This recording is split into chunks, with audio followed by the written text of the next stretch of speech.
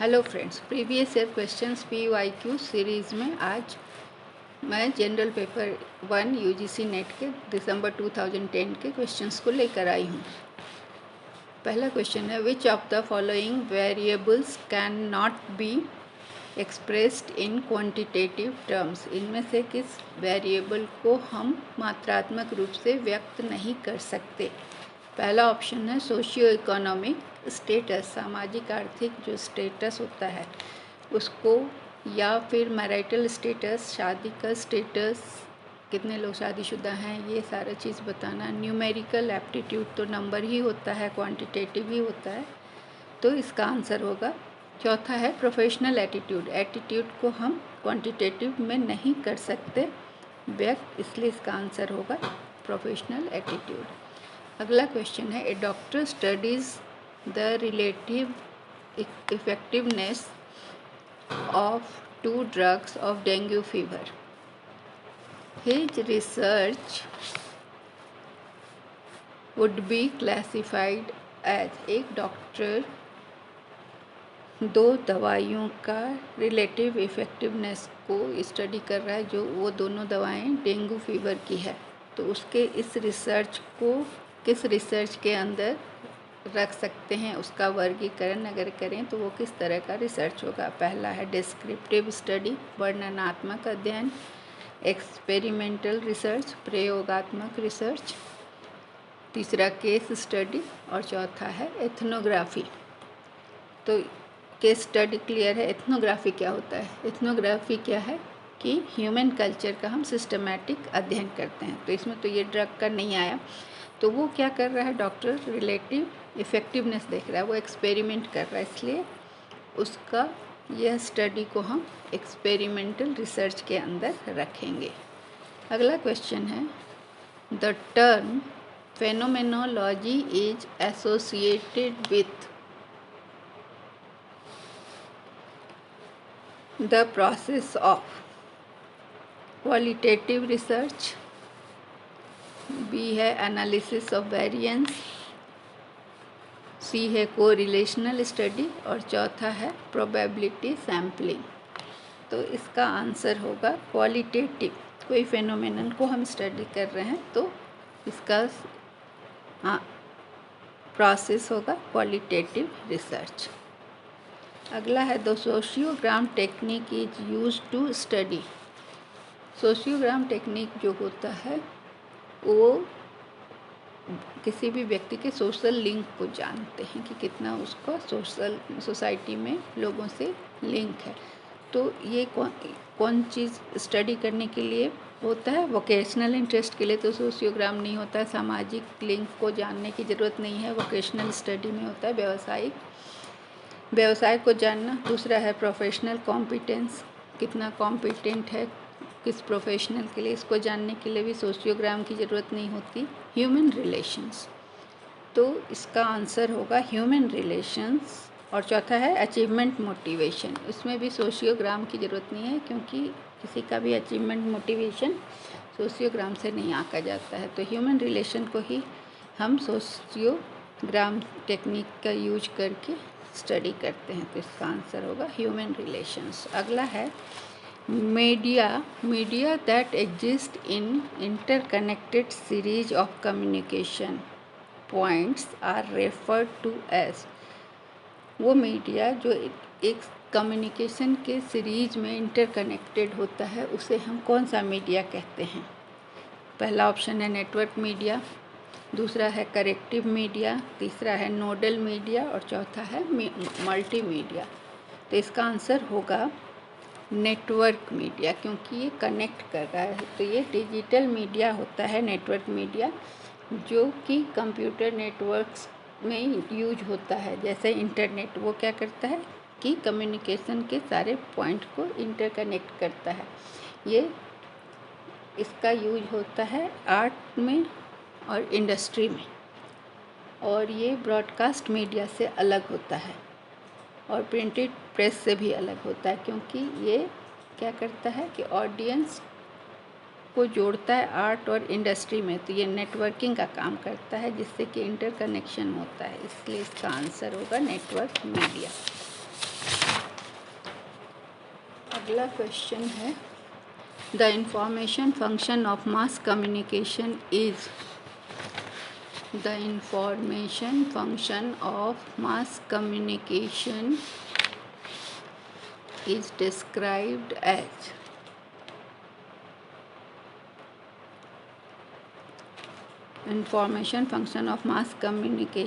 described as diffusion, publicity, surveillance and diversion.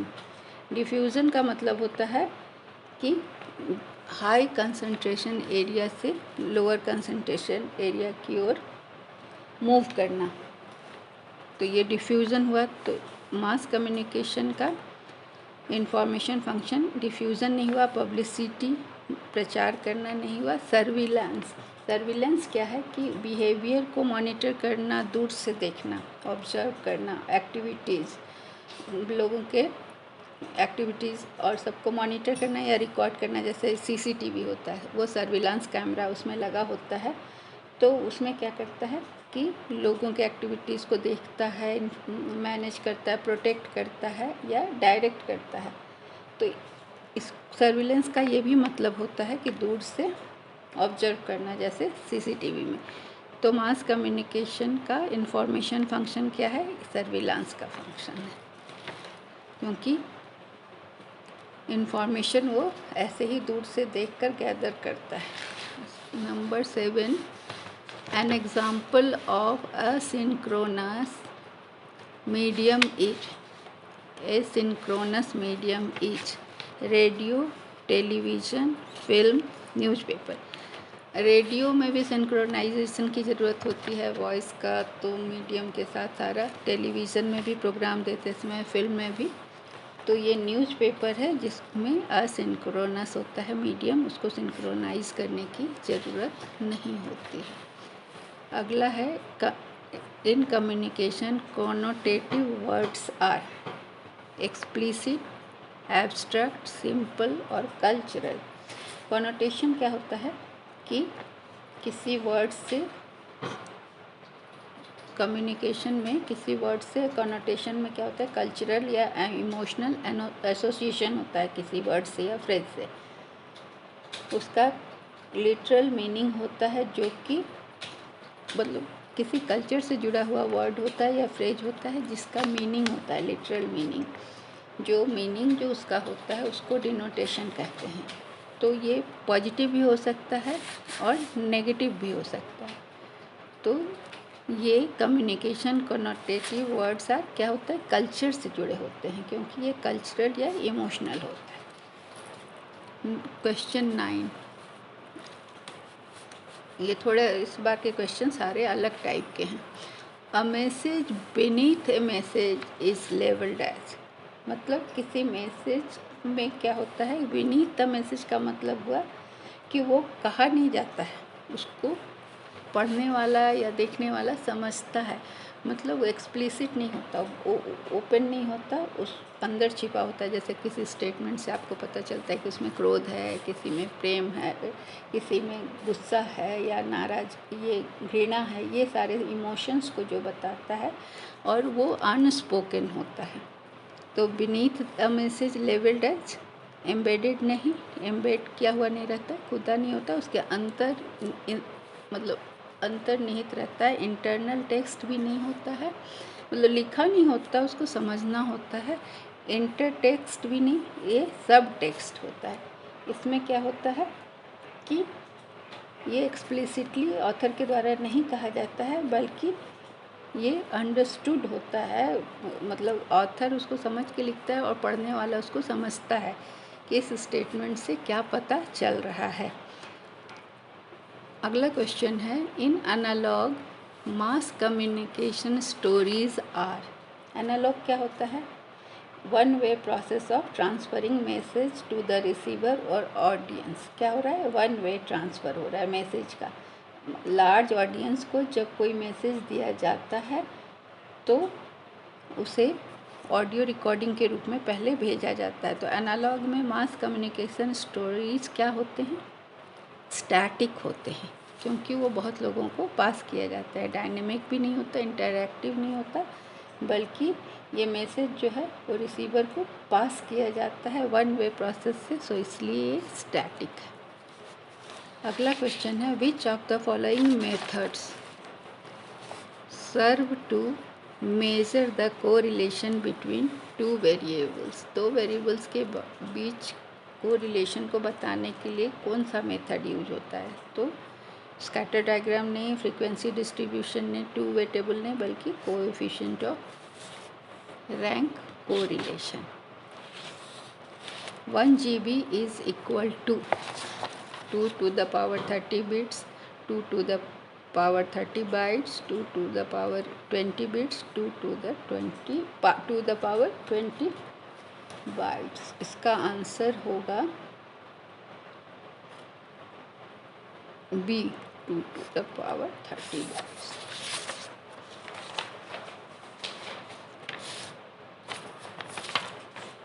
अगला question है the set of computer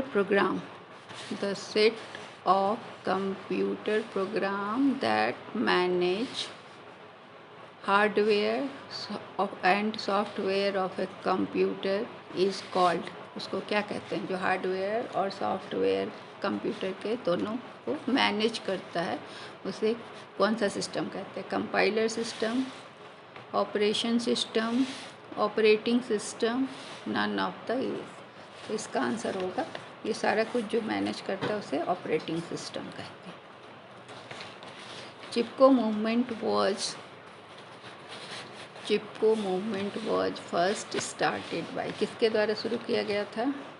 तो यह अरुंधति राय नहीं, मेधा पाटकर नहीं, मेधा पाटकर के द्वारा नहीं था, इला भट्ट के द्वारा भी नहीं, यह सुंदरलाल बहुगुणा के द्वारा शुरू किया गया।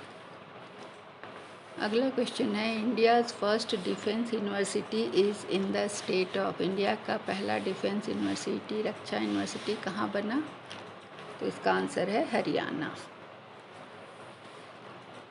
अगला क्वेश्चन है most of the universities in India. Bharat के अधिकांश यूनिवर्सिटी क्या काम करते हैं? पहला है conduct teaching and research only, केवल शिक्षण और रिसर्च करते हैं। दूसरा affiliate college and conduct examination, मतलब कॉलेज को एफिलिएशन देते हैं और एग्ज़ाम लेते हैं? नहीं। तीसरा conduct teaching research and examinations. चौथा प्रमोट रिसर्च ओनली। तो इसका आंसर होगा सी कि टीचिंग भी करते हैं, रिसर्च भी करवाते हैं और एग्ज़ाम भी लेते हैं। Question number 17। Some students in a class exhibit great curiosity for learning। कुछ छात्र बहुत ज़्यादा उत्सुकता दिखाते हैं अधिगम का, सीखने को। It may be because such children, यह ऐसा इसलिए होता है कि कुछ बच्चे गिफ्टेड होते हैं। दूसरा कम फ्रॉम रिच फैमिली, धनी परिवार से आते हैं। या शो आर्टिफिशियल बिहेवियर, कृत्रिम व्यवहार दिखलाते हैं। या create indiscipline in the class. क्या रीज़न है कि कुछ बच्चे ग्रेट क्यूरियोसिटी लर्निंग के प्रति दिखाते हैं? तो इसका आंसर होगा कि some students in class exhibit great curiosity in learning, या it may be because such students are gifted। Which of the following is inappropriate? Which of the following is inappropriate in respect? Which of the following is inappropriate in respect of teacher-student relationship? छात्र और शिक्षक संबंध के लिए कौन सा appropriate behavior है? Very informal and intimate, limited to classroom only, cordial and respectful और indifferent। तो छात्र और टीचर का रिलेशनशिप के लिए सबसे इम्पॉर्टेंट क्या है? इनफॉर्मल बिहेवियर होने से नहीं होगा, लिमिटेड क्लासरूम में ही केवल टीचर से बात करें ऐसा भी नहीं, बल्कि टीचर के प्रति सम्मान और सौहार्दपूर्ण रिश्ता रहना, कॉर्डियल एंड रेस्पेक्टफुल होने से ही एप्रोप्रिएट होता है टीचर और स्टूडेंट का रिलेशनशिप। अगला क्वेश्चन है the academic performance of students can be improved The academic performance of students can be improved if parents are encouraged to students का शैक्षिक जो भी परफॉर्मेंस है वो इम्प्रूव होगा कब? अगर अभिभावक अपने बच्चों के कार्यों को निरीक्षण करें, सुपरवाइज करें, या फिर उसके लिए एक्स्ट्रा ट्यूशन की व्यवस्था करें, या कोई मतलब ही ना रखें, या फिर इंटरैक्ट विद टीचर फ्रिक्वेंटली, या टीचर के साथ हमेशा इंटरैक्शन करें। तो इसका आंसर होगा कि अगर आप अपने वार्ड को सुपरवाइज करें, अपने वार्ड के वर्क्स को देखते रहें, निरीक्षण करते रहें, तब एकेडमिक परफॉर्मेंस उनके वार्ड का अच्छा होगा। अगला है in a lively classroom situation there is likely to be. अगर क्लासरूम का वातावरण बहुत जीवंत है तो वहाँ क्या हो सकता है, किस चीज़ की संभावना होती है? ओकेजनल रोर्स ऑफ लाफ्टर, हंसी के ठहाके। दूसरा, पूर्णतया शांति। तीसरा, फ्रीक्वेंट टीचर स्टूडेंट डायलॉग, शिक्षक छात्र में वार्तालाप। और चौथा, लाउड डिस्कशन अमंग स्टूडेंट्स, बच्चों के बीच में, स्टूडेंट्स के बीच में जोर जोर से डिस्कशन। ये नहीं, इसका आंसर होगा frequent teacher student dialogue, teacher और स्टूडेंट के बीच में डायलॉग, ज़्यादा बातचीत होगी। अगला क्वेश्चन है if a parent approaches the teacher to do some favour to his or her ward in the examination में फेवर करने के लिए अगर कोई टीचर को अप्रोच करता है कोई पेरेंट, तो टीचर को क्या करना चाहिए? Try to help him, teacher को उसको मदद करनी चाहिए, या ask him not to talk in those terms, या उसे कहना चाहिए कि इस तरह की बातें ना करें, या रिफ्यूज पोलाइटली एंड फर्मली, उसे पोलाइटली और दृढ़ता से मना करना चाहिए, या ask him rudely to go away, या उसे बुरी तरह से वहाँ से भगा देना चाहिए। तो इसका आंसर होगा रिफ्यूज पोलाइटली एंड फर्मली। ऐसा करने से उसे मना करना चाहिए, लेकिन पोलाइट वे में, दृढ़ता के साथ। अगला क्वेश्चन है which of the following phrases, इनमें से कौन सा phrase is not relevant to describe the meaning of research as a process? इसमें से कौन सा फ्रेज रेलिवेंट नहीं है रिसर्च के मीनिंग को एक प्रोसेस के रूप में बताने में? पहला, सिस्टमैटिक एक्टिविटी। दूसरा, ऑब्जेक्टिव ऑब्जर्वेशन। तीसरा, ट्रायल एंड एरर। चौथा, प्रॉब्लम सॉल्विंग। तो रिसर्च सिस्टमैटिक है, ऑब्जेक्टिव ऑब्जर्वेशन रिसर्च में नहीं होता, ट्रायल एंड एरर होता है, गलतियाँ होती हैं, प्रॉब्लम सॉल्विंग की होता है। इसका आंसर होगा बी। अगला क्वेश्चन है which of the following is not an example of A continuous variable? इसमें से कौन सा कंटिन्यूअस वेरिएबल का एग्जाम्पल नहीं है? पहला है फैमिली साइज, दूसरा है इंटेलिजेंस, तीसरा है हाइट, और ये है एटीट्यूड। तो इसका आंसर होगा इंटेलिजेंस, क्योंकि ये एक कंटिन्यूअस वेरिएबल इंटेलिजेंस नहीं होता है, तो इसका आंसर ये होगा। इस बार के क्वेश्चंस थोड़े डिफरेंट हैं, ध्यान रखना होगा। Thank you.